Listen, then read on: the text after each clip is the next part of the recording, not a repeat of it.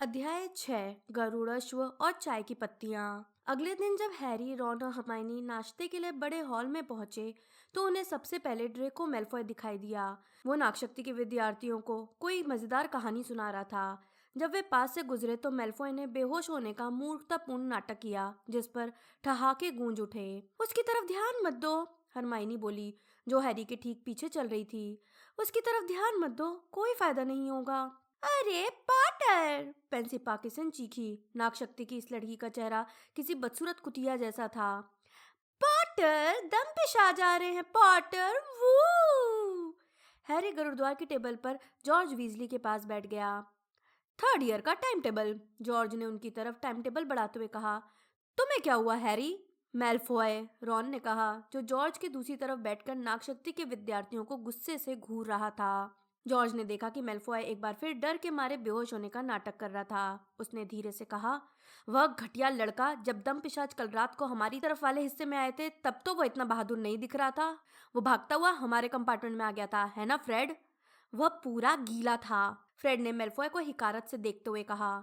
मेरे अंदर से भी सारी खुशी चली गई थी, जॉर्ज बोला। दम पिशाच बहुत भयानक चीज है, फ्रेड बोला। ऐसा लगता है जैसे खून बर्फ बन गया हो, है ना?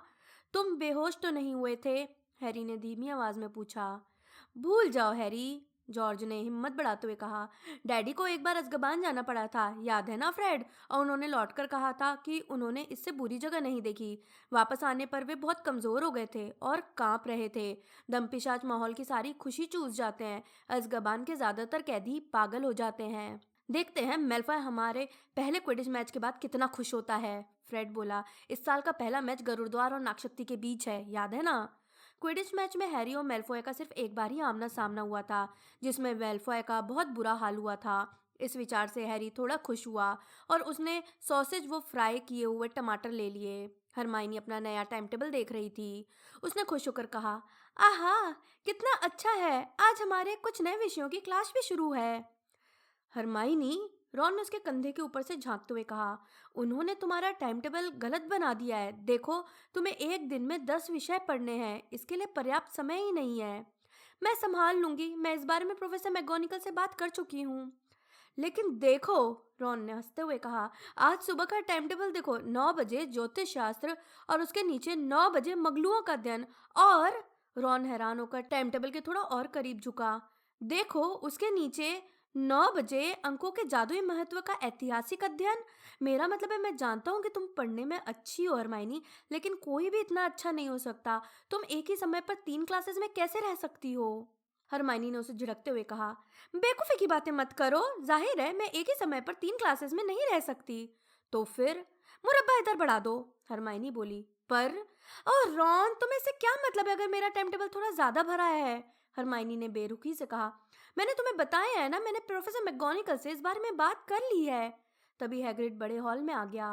वो अपना छछूंदर की खाल वाला लंबा ओवरकोट पहने था और बेध्यानी में अपने बड़े से हाथ से एक मरी हुई बिल्ली को लहरा रहा था। सब ठीक है? उसने उत्सुकता से पूछा जब वो स्टाफ टेबल की तरफ जाते समय रास्ते में रुका। आज हमारी जिंदगी की पहली क्लास है जिसमें हम तुम्हें पढ़ाएंगे। लंच के ठीक बाद सुबह 5 बजे से उठकर उसकी तैयारी कर रहे हैं। आशा करते हैं सब कुछ ठीक होगा। हम टीचर बन गए, कसम से। वो उनकी तरफ देखकर मुस्कुराया और अपनी बिल्ली को लहराते हुए स्टाफ टेबल की तरफ बढ़ गया। क्या पता वो किस चीज की तैयारी कर रहा है, रॉन ने तनाव भरी आवाज में कहा। विद्यार्थी अपनी अपनी क्लास में जाने लगे और हॉल खाली होने लगा। रॉन ने अपना टाइम टेबल देखा। बेहतर होगा कि हम भी चल दें। देखो, ज्योतिष शास्त्र की क्लास उत्तरी मीनार के ऊपर लगेगी, वहां पहुंचने में हमें 10 मिनट लग जाएंगे। उन्होंने जल्दी से अपना नाश्ता खत्म किया तथा फ्रेड और जॉर्ज से विदा लेकर हॉल के बाहर गए। जब वे नागशक्ति की टेबल के पास से गुजरे तो मेल्फॉय ने एक बार फिर बेहोश होने का अभिनय किया। जब हैरी प्रवेश हॉल में पहुंचा तो उसे पीछे से हंसी का ठहाका सुनाई दिया। महल से उत्तरी मीनार तक जाना आसान नहीं था। यह एक लंबी यात्रा थी।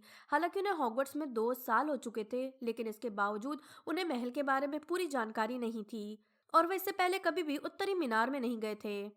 कोई ना कोई शॉर्टकट होना चाहिए, रॉन ने हाँफते हुए कहा। जब वे 7वीं लंबी सीढ़ी पर चढ़े और एक अपरिचित जगह पर पहुंच गए जहां पत्थर की दीवार पर लटकी एक बड़ी तस्वीर के सिवाय और कुछ नहीं था। तस्वीर में घास का मैदान दिख रहा था। हरमाइनी दाहिनी तरफ के खाली गलियारे में झांकते हुए बोली, मुझे लगता है कि रास्ता इधर से ही होगा। हो ही नहीं सकता, रॉन बोला, उधर तो दक्षिण दिशा है। देखो, वहां की खिड़की के बाहर झील दिख रही है। हैरी पेंटिंग को देख रहा था। एक मोटा और भूरा टट्टू अभी अभी घास के उस मैदान में प्रकट हुआ था और घास चरने लगा। हैरी को अब इस बात की आदत पड़ चुकी थी कि हॉगवर्ट्स की तस्वीरों में बने लोग अपनी तस्वीरों को छोड़कर दूसरी तस्वीरों में एक दूसरे से मिलने जाते थे। लेकिन उसे यह देखने में बड़ा मजा आता था। एक पल बाद जिरह बख्तर पहने एक नाटा गोल मटोल सैनिक अपने टट्टू की तलाश में उस तस्वीर में घुस आया।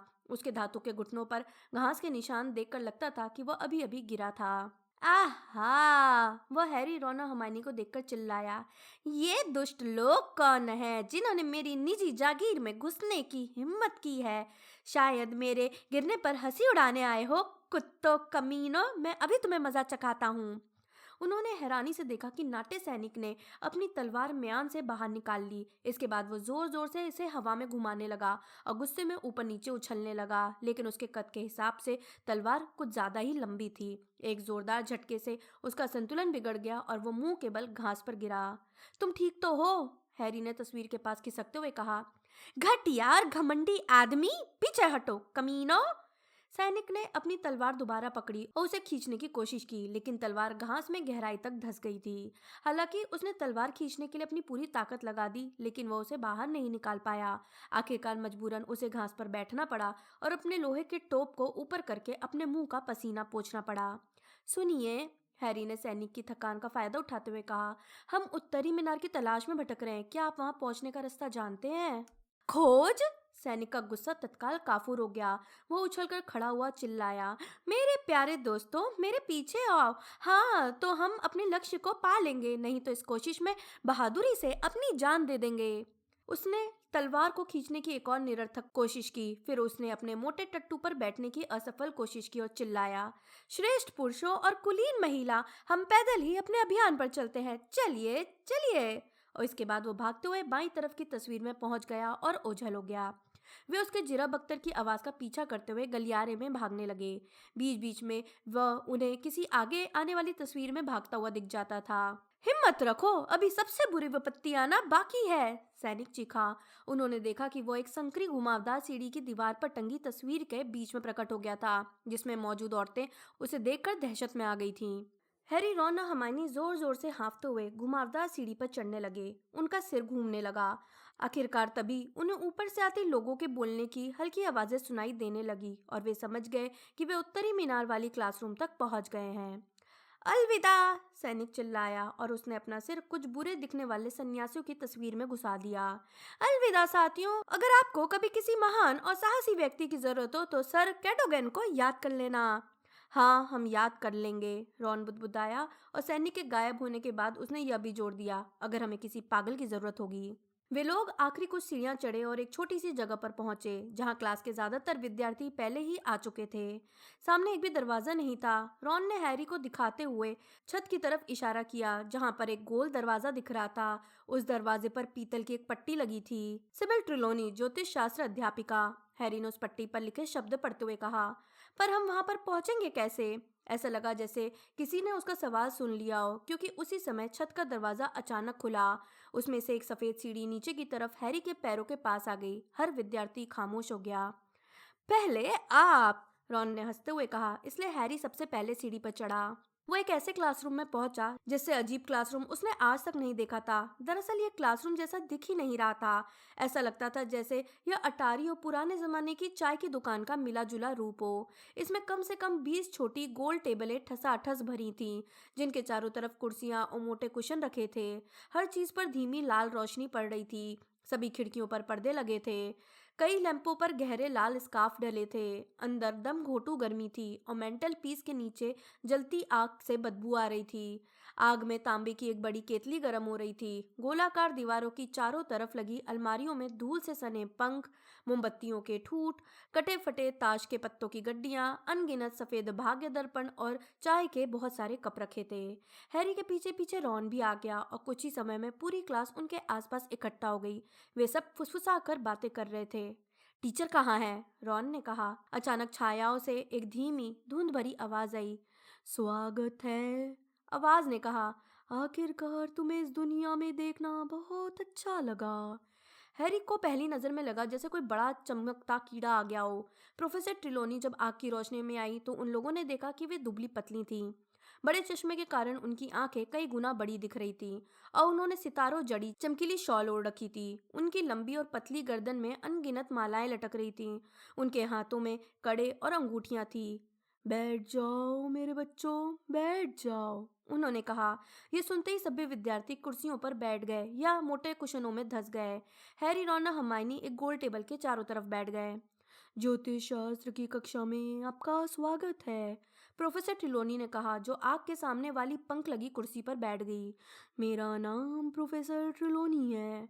हो सकता है तुम लोगों ने मुझे पहले कभी नहीं देखा हो। मुझे लगता है कि स्कूल की भागम भाग में ज़्यादा बार पढ़ने से मेरे मन की आँख धुंधली हो जाती है। किसी ने भी इस असाधारण बात पर कुछ भी नहीं कहा। प्रोफेसर ट्रिलोनी नज़ाकत से अपना शॉल ठीक करते हुए आगे बोली, तो तुम लोगों ने पढ़ने के लिए ज्योतिष शास्त्र को चुना है, जो सभी जादू कलाओं में सबसे मुश्किल कला है। मुझे तुम्हें शुरू में ही ये चेतावनी दे देनी चाहिए कि अगर तुम्हारे अंदर भविष्य देखने की शक्ति नहीं है तो मैं तुम्हें ज़्यादा कुछ नहीं सिखा पाऊंगी। पुस्तकें इस मामले में तुम्हारी ज़्यादा मदद नहीं कर पाएंगी।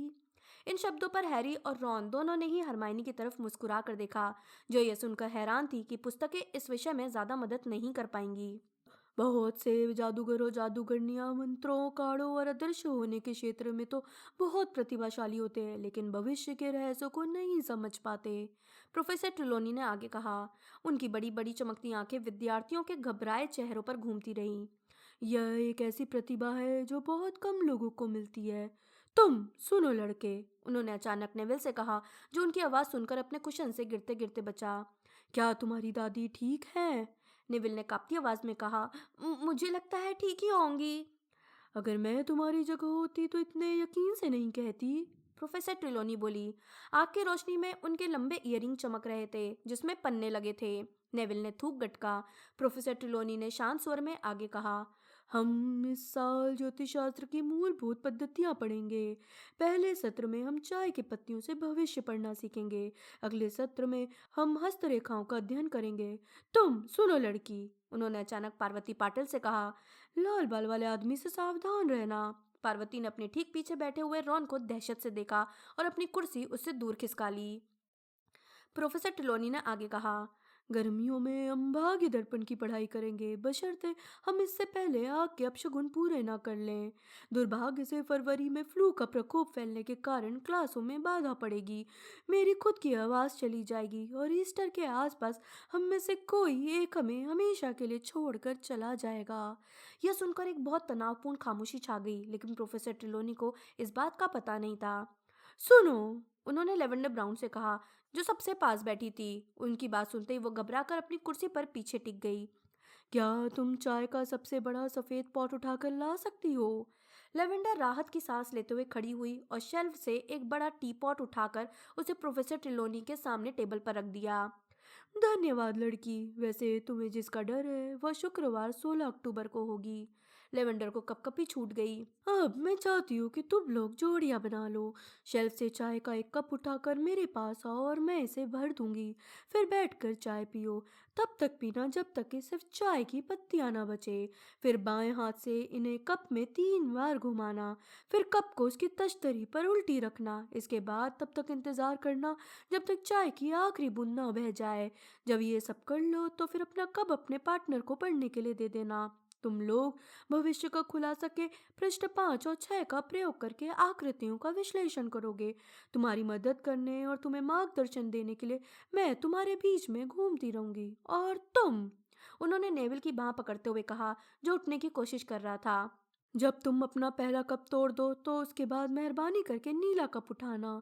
मुझे गुलाबी कप थोड़े ज़्यादा पसंद है। और ऐसा ही हुआ। नेविल अभी चाय के कपों की शेल्फ तक पहुंचा ही था कि वहां पर कप टूटने की आवाज आई। प्रोफेसर ट्रिलोनी एक झाड़ू और कचरे की टोकरी लेकर उसके पास पहुंची और बोली, अगर तुम्हें दिक्कत ना हो तो नीला कप उठाना। धन्यवाद लड़के। जब हैरी और रॉन के चाय के कप भर गए तो वे वापस अपनी टेबल पर पहुंच गए और उन्होंने गर्म चाय को जल्दी से पीने की कोशिश की। उन्होंने चाय की बची हुई पत्तियों को प्रोफेसर ट्रिलोनी के बताए तरीके से हिलाया, फिर कप की आखिरी बूंद को गिरा दिया और अंत में उन्होंने अपने कप बदल लिए। ठीक है, रॉन बोला जब उन दोनों ने अपनी पुस्तकों के 5 और 6 नंबर के पृष्ठ खोल लिए। तुम्हें मेरे कप में क्या दिखता है? गीला भूरा मसाला, हैरी बोला। कप में भरे बदबूदार धुएं के कारण उसका दिमाग घूम रहा था। प्रोफेसर ट्रिलोनी चिल्लाई, अपने दिमाग का दायरा बढ़ाओ मेरे बच्चों, और अपनी आंखों से इस दुनिया के पार देखने की कोशिश करो। हैरी ने खुद को संभालने की कोशिश की। ठीक है, तुम्हारे कप में मुझे क्रॉस जैसी चीज दिख रही है, उसने भविष्य का खुलासा किताब को देखते हुए कहा। इसका मतलब है कि तुम्हें मुश्किलों और कष्ट का सामना करना पड़ेगा। इस बारे में अफसोस है, लेकिन एक ऐसी चीज भी दिख रही है जो शायद सूरज हो सकता है। जरा ठहरो। इसका मतलब है बहुत खुशी। तो तुम कष्ट में रहोगे लेकिन तुम्हें खुशी होगी। मेरे ख्याल से तुम्हें अपने मन की आंख की जांच करवानी चाहिए, रॉन बोला। उन दोनों को ही अपनी हंसी रोकनी पड़ी क्योंकि प्रोफेसर ट्रिलोनी उन्हीं की तरफ आ रही थी। अब मेरी बारी है। रॉन ने हैरी की चाय के कप में झांका। इस कोशिश में उसके माथे पर बल पड़ गए। फिर वह बोला, गोल हेड जैसा कुछ दिख रहा है। शायद तुम जादू मंत्रालय में काम करोगे। उसने चाय के कप को दूसरी तरफ से देखा। लेकिन इस तरफ से यह जैतून के फल जैसा दिख रहा है। इसका क्या मतलब है? उसने भविष्य का खुलासा किताब में देखा। अप्रत्याशित धन। बहुत बढ़िया, तुम मुझे कुछ पैसे उधार दे देना। और यहाँ पर एक और चीज दिख रही है। उसने कप को एक बार फिर मोड़ा, जो किसी जानवर जैसी है। हाँ, अगर ये इसका सर है तो ये दरियाई घोड़े की तरह दिखता है। नहीं, भेड़ की तरह। जब ये सुनकर हैरी की हंसी फूट पड़ी तो प्रोफेसर ट्रिलोनी ने मुड़कर देखा। मुझे देखने दो बच्चे, उन्होंने रॉन को झिड़कते हुए कहा और उसके हाथ से हैरी का कप छीन लिया। सब विद्यार्थी खामोश होकर देखने लगे। प्रोफेसर ट्रिलोनी ने चाय के कप को घूरा। वे इसे घड़ी की सुइयों की विपरीत दिशा में घुमाती रही। बाज मेरे बच्चे, तुम्हारा कोई घातक दुश्मन है। लेकिन ये बात तो सब जानते हैं, हरमाइनी ने जोर से फुसफुसाते हुए कहा। प्रोफेसर ट्रिलोनी ने उसे घूरा। हैरी और तुम जानते कौन के बारे में तो सब जानते हैं, हरमाइनी बोली। हैरी और रॉन ने उसे आश्चर्य तथा प्रशंसा के मिले जुले भाव से देखा। उन्होंने पहले कभी हरमाइनी को किसी टीचर से इस तरह बोलते नहीं सुना था। प्रोफेसर ट्रिलोनी ने कोई जवाब नहीं दिया। उन्होंने एक बार फिर अपनी बड़ी आंखें हैरी के कप की तरफ की और उसे लगातार घुमाती रहीं। मुदगर यानी हमला। ओह ओह, इस कप की भविष्यवाणी सुखद नहीं है। मुझे यह गोल हैट लगा था, रॉन ने झिझकते हुए कहा। खोपड़ी, तुम्हारे रास्ते में खतरा है बच्चे। हरमानी को छोड़कर बाकी सब विद्यार्थी मंत्रमुग्ध होकर प्रोफेसर ट्रुलोनी को देख रहे थे। उन्होंने कप को आखिरी बार घुमाया। आ भरी और फिर उनकी चीख निकल गई। एक और कप टूटने की आवाज आई। नेविल ने अपना दूसरा कप भी तोड़ दिया था। प्रोफेसर ट्रिलोनी एक खाली कुर्सी पर धंस कर बैठ गई। उनका हाथ उनके दिल पर था और आंखें बंद थी। मेरे प्यारे बच्चे, बेचारे प्यारे बच्चे, नहीं, चुप रहना ही ज्यादा अच्छा है। नहीं, मुझसे मत पूछना। डीन थॉमस ने तत्काल पूछा, उस कप में क्या है प्रोफेसर? सभी विद्यार्थी खड़े हो गए और धीरे धीरे हैरी तथा रॉन की टेबल के पास जमा हो गए ताकि वे प्रोफेसर ट्रिलोनी की कुर्सी के पास से हैरी का कप देख सकें। मेरे बच्चे, प्रोफेसर ट्रिलोनी की बड़ी आंखें नाटकीय रूप से खुल गईं। तुम्हारे कप में ग्रिम है। क्या है? हैरी ने पूछा। वह इसका मतलब नहीं समझा। उसे साफ दिख रहा था कि उसके अलावा कई और लोग भी इसका मतलब नहीं समझ पाए थे। डीन थॉमस ने उसकी तरफ देखकर कंधे उचकाए और लेवेंडर ब्राउन ने उलझन दिखाई, लेकिन बाकी सबने दहशत में अपने मुंह पर हाथ रख लिए। ग्रिम मेरे बच्चे, ग्रिम, प्रोफेसर ट्रिलोनी चीखी, जो इस बात पर हैरान थी कि हैरी इसका मतलब नहीं जानता था। दैत्य क्या, भुताहा कुत्ता जो कब्रिस्तानों में घूमता है। मेरे प्यारे बच्चे, यह एक अपशगुन है, सबसे बुरा अपशगुन, मौत का अपशगुन। हैरी के पेट में उथल पुथल होने लगी। फ्लरिश एंड ब्लॉट्स में मौत के अपशगुन किताब के कवर वाला कुत्ता, मैग्नोलिया क्रेसेंट में अंधेरे में दिखने वाला कुत्ता, अब लेवेंडर ब्राउन ने भी मुंह पर हाथ रख लिया। सभी हैरी की तरफ देख रहे थे, हरमाइनी को छोड़कर। हरमाइनी उठी और प्रोफेसर ट्रिलोनी की कुर्सी के पीछे जाकर खड़ी हो गई। उसने सपाट अंदाज में कहा, मुझे नहीं लगता कि यह ग्रिम जैसा दिखता है। प्रोफेसर ट्रिलोनी ने हरमाइनी को नापसंदगी के भाव से देखा। माफ करना मेरी बच्ची, लेकिन तुम में भविष्य को देखने वाला आभा मंडल बहुत कम नजर आ रहा है। तुम में भविष्य की तरंगों को ग्रहण करने की बहुत कम शक्ति है। सीमस फिनिगन अपने सिर को एक तरफ से दूसरी तरफ हिलाने लगा। उसने अपनी आंखें बंद करते हुए कहा, ऐसा करने पर यह ग्रिम जैसा दिखता है। फिर उसने बाईं तरफ झुकते हुए कहा, लेकिन यहाँ से यह गधे की तरह दिखता है। आप लोग ये फैसला कब करेंगे कि मैं मरने वाला हूँ या नहीं? हैरी ने कहा और अपने शब्द सुनकर वो खुद भी हैरान रह गया। अब कोई भी उसकी तरफ नहीं देखना चाहता था। मुझे लगता है आज की पढ़ाई यहीं पर खत्म कर देनी चाहिए, प्रोफेसर ट्रिलोनी ने अपनी कांपती आवाज में कहा। हाँ, अपना सामान सही जगह पर रख दो। चुपचाप पूरी क्लास ने अपने चाय के कप प्रोफेसर ट्रिलोनी की अलमारी पर रख दिए, अपनी पुस्तकें अपने बैग में रखीं और बैग बंद कर लिए। यहाँ तक कि रॉन ने भी हैरी से नजरें नहीं मिलाई। प्रोफेसर ट्रिलोनी ने धीमे से कहा, दोबारा मिलने तक आप लोगों की किस्मत अच्छी रहे। और बेटे, उन्होंने नेविल की तरफ इशारा किया, तुम अगली क्लास में देर से आओगे, इसलिए ज्यादा मेहनत करना ताकि तुम्हारी पढ़ाई पूरी हो जाए। हैरी, रॉन और हर्माइनी प्रोफेसर ट्रिलोनी की सीढ़ी से नीचे उतरकर प्रोफेसर मैगोनिकल की रूप परिवर्तन की कक्षा की तरफ चल दिए। उनके क्लासरूम को खोजने में उन्हें इतना ज्यादा समय लगा कि हालांकि वे ज्योतिष शास्त्र की कक्षा से जल्दी आ गए थे, लेकिन वे बस किसी तरह ठीक समय पर ही पहुंच पाए। हैरी ने बैठने के लिए क्लास में सबसे पीछे वाली सीट चुनी। उसे लगा जैसे वो बहुत ही चमकदार स्पॉटलाइट में बैठा हो। पूरी क्लास उसकी तरफ चोरी चोरी देख रही थी, जैसे वो किसी भी पल मर सकता हो। उसने बिल्कुल नहीं सुना कि प्रोफेसर मैगोनिकल नर पशुओं, ऐसे जानवर जो रूप बदलकर जानवर बन सकते हैं, के बारे में क्या समझा रही थी। उसने यह भी नहीं देखा कि प्रोफेसर मैगोनिकल उनकी आंखों के सामने रूप बदलकर धारीदार बिल्ली में बदल गई, जिसकी आंखों के चारों तरफ चश्मे के निशान थे। तुम लोगों को आज हो क्या गया है? प्रोफेसर मैगोनिकल ने दोबारा अपने असली रूप में आते हुए उन सबको घूरते हुए कहा।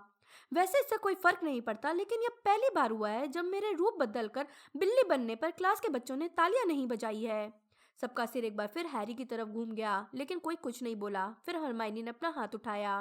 प्रोफेसर, हम अभी ज्योतिष शास्त्र की पहली क्लास से आ रहे हैं। हम आज चाय की पत्तियों से भविष्य पढ़ रहे थे और अच्छा, जाहिर है, प्रोफेसर मैगोनिकल ने अचानक त्योरियां चढ़ाते हुए कहा। इससे आगे कहने की जरूरत नहीं है मिस ग्रेंजर। मुझे बताओ, इस साल तुम में से कौन मरने वाला है? हर विद्यार्थियों ने घूरने लगा। मैं, हैरी ने आखिरकार कहा। अच्छा, प्रोफेसर मैगोनिकल ने हैरी को अपनी मनकेदार आंखों से देखते हुए कहा, तो तुम्हें ये जान लेना चाहिए पॉटर कि सिबिल ट्रिलोनी जब से स्कूल में आई हैं तब से हर साल एक विद्यार्थी के मरने की भविष्यवाणी कर रही हैं। अब तक उनमें से कोई भी नहीं मरा है। किसी नई क्लास का स्वागत करते समय मौत के अपशगुन दिखाना उनका प्रिय शौक है। मैं अपने सहकर्मियों की बुराई नहीं करती, वरना प्रोफेसर मैगोनिकल बीच में ही रुक गईं। उनके नथुने सफेद हो गए थे। फिर उन्होंने अधिक शांति से आगे कहा, ज्योतिष शास्त्र जादू की सबसे कम सटीक शाखाओं में से एक है। मैं तुम लोगों से ये बात नहीं छुपाऊंगी कि मुझसे ज्योतिष विद्या ज्यादा बर्दाश्त नहीं होती। सच्चे ज्योतिषी बहुत कम होते हैं। और प्रोफेसर ट्रिलोनी, वे एक बार फिर ठहरी और इसके बाद समान लहजे में बोली, तुम मुझे अच्छी हालत में दिख रहे हो पॉटर, इसलिए माफ करना, मैं तुम्हें होमवर्क में कोई छूट नहीं दूंगी। मैं तुम्हें विश्वास दिलाती हूँ कि अगर तुम मर जाओ तो तुम्हें होमवर्क करने की जरूरत नहीं है। हरमाइनी हंसी। हैरी को भी थोड़ा अच्छा महसूस हुआ। प्रोफेसर ट्रिलोनी के क्लासरूम की धीमी लाल रोशनी और दिमाग चकराती बदबू से दूर चाय की पत्तियों से घबराना बेवकूफी लग रहा था। बहरहाल हर विद्यार्थी को अब भी यकीन नहीं हुआ था। रॉन अब भी चिंतित दिख रहा था और लवेंडर फुसफुसा कर बोली, नेविल का कप तो टूटा था। रूप परिवर्तन की कक्षा खत्म होने के बाद वे लंच के लिए बड़े हॉल की तरफ जाने वाली भीड़ में शामिल हो गए। रॉन, खुश हो जाओ, हरमाइनी बोली और उसकी तरफ मीट वाली कढ़ाई सरका दी। तुमने सुना ना प्रोफेसर मैगोनिकल ने क्या कहा था? रॉन ने अपनी प्लेट में मीट रखा और अपना कांटा उठा लिया, लेकिन उसने खाना शुरू नहीं किया। हैरी, वो धीमी और गंभीर आवाज में बोला, तुम्हें कहीं कोई बड़ा काला कुत्ता तो नहीं दिखा है? हाँ, दिखा है, हैरी बोला, उस रात को जब मैं डर्सली परिवार के घर से भागा था। रॉन के हाथ से कांटा खन की आवाज के साथ गिर गया। शायद कोई आवारा कुत्ता रहा होगा, हरमाइनी ने शांति से कहा। रॉन ने हरमाइनी की तरफ ऐसे देखा जैसे वो पागल हो गई हो। फिर वो बोला, हरमाइनी, अगर हैरी ने ग्रिम देखा है तो यह बहुत बुरा है। मेरे मेरे अंकल बिलियस ने ग्रिम देखा था और वे 24 घंटे में ही मर गए थे। यह संयोग भी तो हो सकता है, हरमाइनी ने कद्दू का जूस डालते हुए कहा। तुम जानती ही नहीं हो कि तुम किस बारे में बोल रही हो। रॉन को अब गुस्सा आने लगा था। ग्रिम से ज्यादातर जादूगर तो इतने डर जाते हैं कि उनकी जान ही निकल जाती है। तुमने सही कहा, हरमाइनी ने श्रेष्ठता वाले अंदाज में कहा। वे ग्रिम को देखते हैं और दहशत के कारण मर जाते हैं। ग्रिम अपशगुन नहीं बल्कि मौत का कारण है। और हैरी अब तक हमारे साथ इसलिए है क्योंकि वो इतना मूर्ख नहीं है कि ग्रिम को देखकर दहशत में आ जाए। अच्छा, अगर तुम्हें दिक्कत ना हो तो अब मैं थोड़ा पढ़ लूं? रॉन ने अवाक होकर हरमाइनी को देखा। हरमाइनी ने अपना बैग खोलकर उसमें से अंकों के जादुई महत्व का ऐतिहासिक अध्ययन की नई किताब निकाली और उसे जूस के जग से टिका लिया। मुझे ज्योतिष शास्त्र थोड़ा अविश्वसनीय लगता है, उसने पन्ना खोजते हुए कहा। मेरे ख्याल से यह बहुत अंदाजमार काम है। इसमें कोई शक नहीं कि उस कप में ग्रिम था, रॉन ने गर्मी से कहा। हरमाइनी ने ठंडेपन से कहा, जब तुम हैरी से कह रहे थे कि यह भेड़ थी तब तो तुम्हें इतना विश्वास नहीं था। प्रोफेसर ट्रिलोनी ने कहा था कि तुम में भविष्य को देखने वाला आभा मंडल नहीं है। तुम किसी विषय में डब्बा हो, यह तुमसे बर्दाश्त नहीं होता। उसने दुखती रग पर हाथ रख दिया था। हरमाइनी ने अंकों के जादुई महत्व का ऐतिहासिक अध्ययन किताब को टेबल पर इतनी जोर से पटका कि गोश्त और गाजर के टुकड़े हर तरफ उड़कर बिखर गए। अगर ज्योतिष शास्त्र में निपुण होने का मतलब यह है कि मुझे चाय की पत्तियों में मौत के अपशगुन दिखने का नाटक करना होगा, तो मुझे नहीं लगता कि मैं ज्यादा समय तक यह विषय पढ़ूंगी। अंकों के जादुई महत्व का ऐतिहासिक अध्ययन की क्लास की तुलना में तो ज्योतिष शास्त्र की क्लास बकवास थी। उसने पलटकर अपना बैग उठाया और चल दी। रॉन पीछे से उसे घूरता रहा। उसने हैरी से कहा, वह क्या बोल के गई? अंकों के जादुई महत्व का ऐतिहासिक अध्ययन की क्लास में तो वो अभी गई ही नहीं है। लंच के बाद महल से बाहर आकर हैरी खुश हुआ। कल की बारिश अब बंद हो चुकी थी। आसमान अब साफ, हल्का भूरा और मुलायम घास में नमी थी। ऐसे माहौल में वे जादुई प्राणियों की देखभाल की पहली क्लास के लिए चल दिए। रॉन और हरमाइनी एक दूसरे से बातचीत नहीं कर रहे थे। हैरी भी बिना कुछ बोले उनके साथ चल रहा था। फिर वे अंधेरे जंगल के किनारे पर बनी हैग्रिड की झोपड़ी के पास वाली हरियाली भरी ढलान से नीचे उतरे। तभी उसने अपने सामने 3 जानी पहचानी पीठें देखी, जिससे उसे पता चल गया कि इस क्लास में उन्हें नागशक्ति के विद्यार्थियों के साथ पढ़ना होगा। मेल्फॉय किलकारियां भरते हुए क्रैब और ग्वाइल के साथ उत्साह से बातें कर रहा था। हैरी अच्छी तरह जानता था कि वे किस बारे में बातचीत कर रहे होंगे। हैरी अपनी झोपड़ी के दरवाजे पर विद्यार्थियों का इंतजार कर रहा था। वो अपना छछूंदर की खाल वाला ओवरकोट पहने खड़ा था। फैंग नाम का कुत्ता उसके पास ही था। हैग्रिड पढ़ाना शुरू करने के लिए उतावला दिख रहा था। विद्यार्थियों के पास आने पर हैग्रिड बोला, चलो आगे बढ़ो, तुम लोगों के लिए आज एक बहुत ही मजेदार सबक है। बहुत बढ़िया सबक है। सब लोग आ गए? तो ठीक है, हमारे पीछे आओ। एक पल के लिए तो हैरी डर गया। उसने सोचा कि हैग्रिड उन्हें जंगल में ले जा रहा है। हैरी को जंगल में इतने बुरे अनुभव हो चुके थे कि वो अब वहां जिंदगी में कभी नहीं जाना चाहता था। बहरहाल हैग्रिड उन्हें पेड़ों के करीब ले गया। 5 मिनट बाद वे एक तरह के बाड़े के बाहर खड़े थे। बाड़े में कुछ भी नहीं था। सब लोग फेंस के चारों तरफ खड़े हो जाओ, उसने कहा। ठीक है, ध्यान से देखना। सबसे पहले तो अपनी किताब खोलो। कैसे? ड्रेको मेल्फॉय की ठंडी धीमी आवाज आई। क्या? हैग्रिड बोला। हम अपनी किताबें कैसे खोलें? मेल्फॉय ने दोबारा पूछा। उसने भयानक जानवरों की भयानक किताब बाहर निकाली, जिसे उसने रस्सी से बांध रखा था। बाकी लोगों ने भी अपनी किताबें बाहर निकाली। कुछ ने हैरी की तरह अपनी किताबें बेल्ट से बांध रखी थी। बाकी ने उन्हें या तो टाइट बैग के अंदर रखा था या उन्हें बड़ी क्लिप से बंद रखा था। क्या तुम में से कोई भी अपनी किताब नहीं खोल पाया? हैग्रिड ने निराश दिखते हुए पूछा। पूरी क्लास ने सिर हिलाया। तुम्हें उन्हें पुचकारना चाहिए, हैग्रिड ने कहा, जैसे दुनिया की सबसे स्पष्ट चीज है। देखो। उसने हरमाइनी की किताब ली और उस पर लगे सेलो टेप को हटा दिया। किताब ने काटने की कोशिश की, लेकिन हैग्रिड ने उसकी पीठ पर उंगलियां फिराई। किताब कांपी और फिर स्थिर होकर उसके हाथ में पड़ी रही। अरे हम लोग कितने मूर्ख थे, मेल्फॉय ने हंसी उड़ाने वाले अंदाज में कहा। हमें तो किताब को पुचकारना चाहिए था। हमें अंदाजा लगा लेना चाहिए था। हमने हमने सोचा कि वे मजेदार हैं, हैग्रिड ने हरमाइनी से कहा। ओ, बहुत मजेदार है, मेल्फॉय बोला। जो किताबें हमारे हाथ काटने की कोशिश करे वे मजेदार ही तो होती हैं। चुप रहो मेल्फॉय, हैरी ने धीमी आवाज में कहा। हैग्रिड निराश दिख रहा था और हैरी चाहता था कि हैग्रिड की पहली क्लास सफल हो। तो फिर ठीक है, हैग्रिड बोला, जिसका ध्यान भटक गया था। तो तुमने किताबें निकाल ली हैं और अब तुम्हें जादुई प्राणियों की जरूरत है। हाँ, तो अब हम जाकर उन्हें यहाँ लाते हैं। थोड़ी देर इंतजार करो। वह जंगल में जाकर ओझल हो गया। मेल्फॉय ने जोर से कहा, हे भगवान, ये स्कूल तो बर्बाद हो गया है। वह जंगली आदमी अब हमें पढ़ाने लगा है। जब मैं अपने डैडी को ये बताऊंगा तो उन्हें तो दौरा ही पड़ जाएगा। चुप रहो मेल्फॉय, हैरी ने एक बार फिर कहा। बचना पॉटर, तुम्हारे पीछे दम पिशाच है। ओह, लेवेंडर ब्राउन बाड़े की दूसरी तरफ इशारा करते हुए चीखी। 1 दर्जन प्राणी उनकी तरफ आ रहे थे। हैरी ने आज तक इतने अद्भुत प्राणी नहीं देखे थे। उनके शरीर, पिछले पैर और पूंछें घोड़े जैसी थीं, लेकिन उनके आगे के पैर, पंख और सिर विशाल बाज जैसे। उनकी नुकीली चोंच धारीदार चाकू की तरह थी और उनकी बड़ी बड़ी आंखें चमकदार नारंगी थीं। उनके अगले पैर के पंजे आधा फुट लंबे थे और घातक दिख रहे थे। उन सबके गले में चमड़े का एक मोटा पट्टा था, जो एक बड़ी जंजीर से बंधा था। हैग्रिड ने उन सबकी जंजीरों को अपने विशाल हाथ में पकड़ रखा था और उन जानवरों के पीछे पीछे बाड़े में आ रहा था। वह चलो, उसने जंजीरों को हिलाते हुए जानवरों को उस फेंस की तरफ बढ़ाया जहां विद्यार्थी खड़े थे। जब हैग्रिड उनके पास आया और उसने जानवरों को बाड़े में फेंस से बांधा तो सब पीछे हट गए। गरुड़ाश्व, हैग्रिड ने खुशी से कहा और उनकी तरफ हाथ हिलाया। सुंदर है ना? हैरी हैग्रिड की बात का मतलब समझ गया। आधे घोड़े आधे बाज के रूप वाले इस जानवर को पहले पहल देखने का सदमा खत्म होने के बाद गरुड़ अश्व सुंदर दिखने लगा था। उसकी चमकीली चमड़ी और पंख से लेकर बाल तक हर चीज सुंदर थी। सभी गरुड़ अश्व अलग अलग रंग के थे, भूरे, कांस्य वर्ण, गुलाबी, लाल और स्याह काले। हैरी ने अपने हाथ मलते हुए और मुस्कुराते हुए कहा, इनके पास कौन आना चाहता है? ऐसा लगा जैसे कोई भी यह काम नहीं करना चाहता था। बहरहाल हैरी, रॉन और हर्माइनी सावधानी पूर्वक फेंस के पास गए। अब गरुड़ अश्व के बारे में तुम लोगों को सबसे पहली बात यह पता होनी चाहिए कि वे बहुत स्वाभिमानी होते हैं, हैग्रिड ने कहा। गरुड़ अश्व बहुत जल्दी बुरा मान जाते हैं। कभी किसी गरुड़ अश्व का अपमान मत करना, क्योंकि यह तुम्हारी जिंदगी की आखिरी गलती हो सकती है। मेल्फॉय, क्रैब और गोयल हैग्रिड की बातें नहीं सुन रहे थे। वे आपस में बातचीत करने में मशगूल थे। हैरी को लगा कि वे शायद इस बात की योजना बना रहे होंगे कि क्लास का माहौल कैसे बिगाड़ा जाए। हमेशा गरुड़ अश्व की पहल का इंतजार करना, हैग्रिड ने आगे कहा, यही विनम्रता है। उसके पास जाकर सिर झुकाओ और फिर इंतजार करो। अगर वह भी सिर झुका दे तो इसका मतलब यह है कि उसने तुम्हें खुद को छूने की अनुमति दे दी है।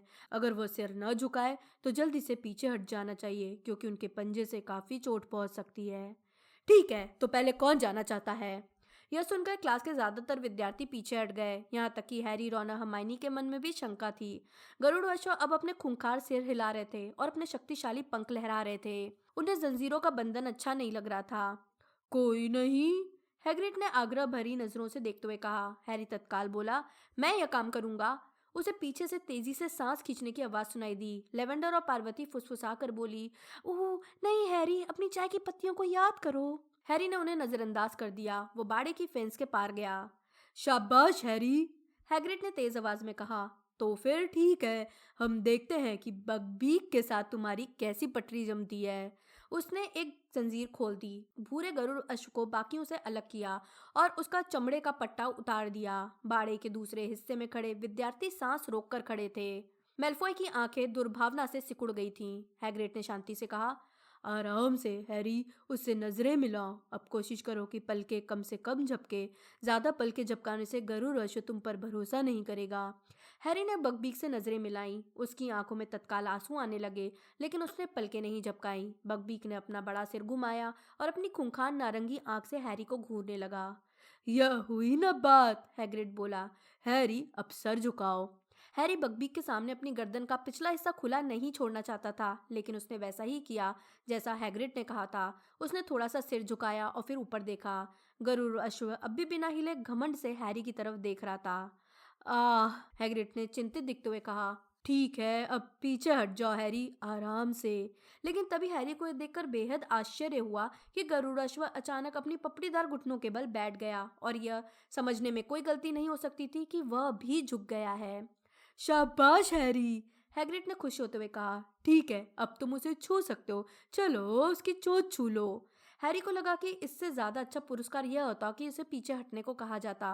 बहरहाल वो गरुड़ अश्व की तरफ धीमे धीमे बढ़ा और उसकी तरफ हाथ बढ़ाया। उसने कई बार उसकी चोंच थपथपाई। गरुड़ अश्व ने अपनी आंख आलस में बंद कर ली, जैसे उसे इसमें मजा आ रहा हो। क्लास के विद्यार्थियों ने तालियां बजाई। सिर्फ मेल्फॉय, क्रैब और गोयल ने तालियां नहीं बजाई, जो बहुत निराश दिख रहे थे। तो फिर ठीक है हैरी, हमें लगता है कि अब यह तुम्हें अपनी सवारी करने देगा। हैरी ने इसकी तो कल्पना ही नहीं की थी। उसे झाड़ू पर तो उड़ने की आदत थी, लेकिन उसे यकीन था कि गरुड़ अश्व की उड़ान वैसी नहीं होगी। तुम उसकी पीठ पर बैठ जाओ, पंख वाले जोड़ के ठीक पीछे, हैग्रिड बोला। और ध्यान रहे, उसका कोई पंख मत खींचना, उसे ये अच्छा नहीं लगेगा। हैरी ने बकबीक के पंख के ऊपर अपना पैर रखा और उसकी पीठ पर चढ़ गया। बकबीक खड़ा हो गया। हैरी को यह समझ में नहीं आ रहा था कि वह उसे कहाँ से पकड़े, क्योंकि उसके सामने हर चीज पंखों से ढकी थी। चलो आगे बढ़ो, हैग्रिड ने गरुड़ अश्व के पुट्ठे पर धौल जमाई। बिना किसी चेतावनी के 12 फुट के पंख हैरी के दोनों तरफ फड़फड़ाने लगे। आसमान में ऊपर उड़ने से पहले उसे बस इतना समय मिला कि वह गरुड़ अश्व की गर्दन को पकड़ ले। यह उड़ान झाड़ू की तरह तो नहीं थी और हैरी जानता था कि उसे कौन सी उड़ान ज्यादा पसंद थी। गरुड़ अश्व के पंख उसके दोनों तरफ फड़फड़ा रहे थे और उसे इसमें जरा भी मजा नहीं आ रहा था। जब पंख हैरी के पैरों पर पड़ते थे तो उसे लगता था कि वह नीचे गिरने वाला है। चमकदार गरुड़ अश्व पर से उसकी उंगलियां फिसल रही थी और वह ज्यादा मजबूत पकड़ बनाने की हिम्मत नहीं कर पा रहा था। निम्बस 2000 की शान सवारी के बजाय गरुड़ अश्व पर वह आगे पीछे झूल रहा था। जब गरुड़ अश्व के पुट्ठे पंखों के साथ ऊपर उठते थे और नीचे गिरते थे तो हैरी भी ऊपर नीचे हो जाता था। गरुड़ अश्व ने बाड़े का एक चक्कर लगाया और फिर वह जमीन पर उतरने लगा। हैरी को इसी बात का डर था। जब गरुड़ अश्व की चिकनी गर्दन नीचे हुई तो वह पीछे झुक गया। उसे लगा कि वह चोंच पर से होता हुआ नीचे गिर जाएगा। फिर गरुड़ अश्व के चारों पैर जमीन पर टकराए और हैरी को एक जोरदार झटका लगा। किसी तरह वो पीठ पर बैठे रहने में कामयाब हुआ और दोबारा सीधा हो गया। बहुत बढ़िया हैरी, हैग्रिड गरजा जब मेल्फॉय, क्रैब और गोयल के अलावा बाकी सबने तालियां बजाई। ठीक है, और कौन आना चाहता है? हैरी की सफलता से बाकी विद्यार्थियों में हिम्मत आ गई। वे भी बाड़े में जाने लगे। हैग्रिड एक के बाद एक गरुड़ अश्वों की जंजीर खोलता गया। जल्दी ही पूरे बाड़े में विद्यार्थी घबराकर सिर झुका रहे थे। नेविल बार बार अपने गरुड़ अश्व से दूर भागता रहा, जो किसी भी तरह से अपने घुटने झुकाने के लिए तैयार नहीं था। रॉन और हर्माइनी ने हैरी की आंखों के सामने एक लाल गरुड़ अश्व पर प्रैक्टिस की। मेल्फॉय, क्रैब और गोयल ने बकबीक को चुना। उसने मेल्फॉय के सामने सिर झुका दिया था। मेल्फॉय अब उसकी चोंच थपथपा रहा था और उसे हिकारत से देख रहा था। मेल्फॉय ने हैरी को सुनाने के लिए जोर से कहा, यह बहुत आसान काम है। मैं जानता था कि अगर पॉटी ये कर सकता है तो हर कोई ये काम कर सकता है। मैं शर्त लगा सकता हूँ कि तुम बिल्कुल खतरनाक नहीं हो। उसने गरुड़ अश्व से कहा, तुम तो सिर्फ एक बदसूरत और गंदे जानवर हो। यह एक पल में हो गया। गरुड़ अश्व के फौलाद की तरह मजबूत पंजे मेल्फॉय के हाथ पर पड़े और मेल्फॉय चीखने लगा। अगले ही पल हैग्रिड ने बकबीक के गले में पट्टा डाल दिया। बकबीक अब भी मेल्फॉय तक पहुंचने के लिए जोर लगा रहा था। दूसरी तरफ मेल्फॉय घास में पड़ा था और उसका दुशाला खून से लथपथ था। पूरी क्लास दहशत में आ गई। फिर मेल्फॉय चिल्लाया, मैं मर रहा हूँ, मैं मर रहा हूँ, मेरी तरफ देखो, इसने मुझे मार डाला। तुम मर नहीं रहे हो, हैग्रिड बोला, जिसका चेहरा सफेद पड़ गया था। कोई हमारी मदद करो, उसे यहाँ से बाहर ले जाना है। जब हैग्रिड ने मेल्फॉय को आसानी से उठा लिया तो हरमाइनी ने भागकर बाड़े का दरवाजा खोल दिया। हैग्रिड जब हैरी के पास से निकला तो उसने देखा कि मेल्फॉय की बाह पर एक लंबा गहरा घाव था जिसमें से खून टपक रहा था। हैग्रिड महल की तरफ जाने वाली चढ़ाई पर तेजी से भाग रहा था। जादुई प्राणियों की देखभाल की क्लास के बच्चे सहमे हुए चलने लगे। नागशक्ति के विद्यार्थी हैग्रिड को बुरा भला कह रहे थे। पेंसी पाकिस्तान रोते हुए बोली, उसे तो नौकरी से निकाल देना चाहिए। यह मेल्फॉय की गलती थी, डीन थॉमस ने गुस्से से कहा। यह सुनकर क्रैब और गोयल ने अपनी मांसपेशियां चेतावनी के अंदाज में हिलाई। वे सब पत्थर की सीढ़ियां चढ़कर वीरान प्रवेश हॉल में पहुंचे। मैं देख कर आती हूँ, वो ठीक तो है, ये कहते हुए पेंसी संगमरमर की सीढ़ी चढ़ने लगी। नागशक्ति के बाकी विद्यार्थी हैग्रिड के बारे में बड़बड़ाते हुए अपने तहखाने की दिशा में चल दिए। हैरी, रॉन और हर्माइनी गरुड़द्वार के हॉल में जाने के लिए ऊपरी मंजिल पर चढ़ने लगे। क्या तुम्हें लगता है कि मेल्फॉय बिल्कुल ठीक हो जाएगा? हर्माइनी ने चिंता से पूछा। बिल्कुल ठीक हो जाएगा। मैडम पॉम्फ्री 1 सेकंड में घाव ठीक कर सकती हैं, हैरी ने कहा, जिसकी इससे भी बुरी चोटों को उन्होंने जादू से ठीक किया था। हैग्रिड की पहली क्लास में इस तरह की घटना होना सचमुच बुरी बात थी, है ना? रॉन ने चिंतित दिखते हुए कहा। मेल्फॉय ने उसका खेल बिगाड़ने में कोई कसर नहीं छोड़ी। डिनर के वक्त वे बड़े हॉल में पहुंचे। उन्हें हैग्रिड के दिखने की आशा थी, लेकिन वो वहां नहीं था। वे उसे निकाल तो नहीं रहे? हरमाइनी ने चिंता से पूछा। वो अपने सामने रखी डिश को छू भी नहीं रही थी। बेहतर होगा कि वैसा न करे, रॉन बोला। वह भी कुछ भी नहीं खा रहा था। हैरी ने नागशक्ति की टेबल की तरफ देखा। क्रैब और गोयल सहित बहुत से विद्यार्थी आपस में सटकर गहरी चर्चा में डूबे थे। हैरी को यकीन था कि वे इस बारे में मनगढ़ंत कहानी बना रहे होंगे कि मेल्फॉय को चोट कैसे लगी। रॉन ने उदासी से कहा, तुम यह नहीं कह सकते कि पहला दिन दिलचस्प नहीं रहा। वे डिनर के बाद गरुड़द्वार के भीड़ भरे हॉल में गए और उन्होंने प्रोफेसर मैगोनिकल का दिया होमवर्क करने की कोशिश की, लेकिन उन तीनों का ही ध्यान बार बार भटकता रहा और वे खिड़की से बाहर देखते रहे। हैग्रिड की खिड़की में रोशनी, हैरी अचानक बोला। रॉन ने अपनी घड़ी की तरफ देखा। अगर हम जल्दी करें तो जाकर उससे मिल सकते हैं, अभी बहुत देर नहीं हुई है। क्या पता, हरमाइनी ने धीमे से कहा और हैरी को देखने लगी। मुझे मैदान के पार जाने की इजाजत है, हैरी ने कहा। सीरियस ब्लैक दम पिशाचों को पार करके यहाँ तक तो आ नहीं गया है। उन्होंने अपना होमवर्क एक तरफ रखा और मोटी औरत की तस्वीर से होकर बाहर निकल गए। उन्हें खुशी हुई कि बाहर निकलते समय उन्हें कोई नहीं मिला, क्योंकि उन्हें पक्का यकीन नहीं था कि उन्हें कितनी देर से बाहर जाना चाहिए। घास अब भी गीली थी और धुंधलके में लगभग काली दिख रही थी। जब उन्होंने हैग्रिड की झोपड़ी का दरवाजा खटखटाया तो एक आवाज आई, अंदर आ जाओ। हैग्रिड अपनी लकड़ी के टेबल के पास शर्ट पहने बैठा था। उसके कुत्ते फैंग का सिर उसकी गोद में था। एक नजर में ही वे समझ गए कि हैग्रिड ने बहुत शराब पी ली है। उसके सामने जस्ते का जग रखा था जो बाल्टी जितना बड़ा था। हैग्रिड की इतनी हालत खराब थी कि वो उन्हें ठीक से पहचान भी नहीं पा रहा था। उन्हें पहचानने के बाद वो भारी आवाज में बोला, हमें लगता है ये एक रिकॉर्ड होगा। हॉगवर्ट्स में आज तक किसी टीचर को पहले ही दिन नहीं निकाला गया होगा। हरमाइनी ने हैरानी से पूछा, तुम्हें निकाला तो नहीं गया है हैग्रिड? अब तक तो नहीं निकाला गया है, हैग्रिड ने दुखी होकर कहा और जग में जो भी था उसे एक घूंट में पी लिया। लेकिन ये सिर्फ वक्त की बात है, मेलफॉय की चोट के बाद। वो कैसा है? रॉन ने पूछा। चोट गंभीर तो नहीं थी? मैडम पॉम्फ्री से जितना हो सकता था उन्होंने कर दिया, हैग्रिड ने धीरे से कहा। लेकिन मेलफॉय इसके बाद भी दर्द की शिकायत कर रहा था, कराह रहा था, हाथ पर पट्टी बांधने पर जोर दे रहा था। वह नाटक कर रहा है, हैरी ने तत्काल कहा। मैडम पॉम्फ्री किसी भी चोट को ठीक कर सकती हैं। पिछले ही साल उन्होंने मेरी आधी हड्डियां दोबारा उगाई थीं। मेलफॉय इस घटना को तूल देकर ज्यादा से ज्यादा फायदा उठाना चाहता है। जाहिर है स्कूल के गवर्नरों को भी इसका पता चल गया है, हैग्रिड ने दुखी स्वर में कहा। उनका विचार है कि हमने पहले ही दिन बड़ा पाठ रख दिया था। हमें गरुड़ अश्व बाद में पढ़ाना चाहिए था, इसके बजाय हमें फ्लावर वर्म्स या कोई ऐसी ही चीज़ पढ़ानी चाहिए थी। हमने तो बस सोचा कि पहली क्लास दिलचस्प होनी चाहिए। सारी गलती हमारी ही थी। सारी गलती मेलफॉय की थी, हैग्रिड, हरमाइनी ने गंभीरता से कहा। हम सब उस घटना के गवाह हैं, हैरी ने कहा। तुमने कहा था कि अगर गरुड़ अश्वों का अपमान किया जाए तो वे हमला कर देंगे। यह मेलफॉय की गलती है कि वो नहीं सुन रहा था। हम डंबलडोर को सच्चाई बता देंगे। रॉन बोला। हाँ, चिंता मत करो हैग्रिड, हम तुम्हारा पक्ष लेंगे। हैग्रिड की बीटल जैसी आंखों से आंसू बह रहे थे। उसने हैरी और रॉन को गले लगा लिया, जिससे उनकी हड्डियां टूटते टूटते बची। मैं सोचती हूँ कि तुमने बहुत पी ली है, हैग्रिड, हरमाइनी ने दृढ़ता से कहा। उसने टेबल पर से जग उठाया और बाहर जाकर उसे खाली कर दिया। शायद वो सही कहती है, हैग्रिड ने हैरी और रॉन को छोड़ते हुए कहा। वे दोनों लड़खड़ाकर दूर चले गए और अपनी पसलियां मलने लगे। हैग्रिड कुर्सी से जैसे तैसे उठा और डगमगाते कदमों से हरमाइनी के पीछे बाहर गया। उन्हें छपाक की एक जोरदार आवाज सुनाई दी। उसने क्या किया? हैरी ने घबराते हुए पूछा जब हरमाइनी खाली जग लेकर अंदर आई। अपना सिर पानी की बाल्टी में डाल लिया है, हरमाइनी ने जग को दूर रखते हुए कहा। हैग्रिड जब अपनी आंखों से पानी पोंछते हुए वापस लौटा तो उसके लंबे बाल और दाढ़ी गीली थी। अब ठीक है, उसने अपने सिर को किसी कुत्ते की तरह हिलाया और उन सब पर पानी की बौछार कर दी।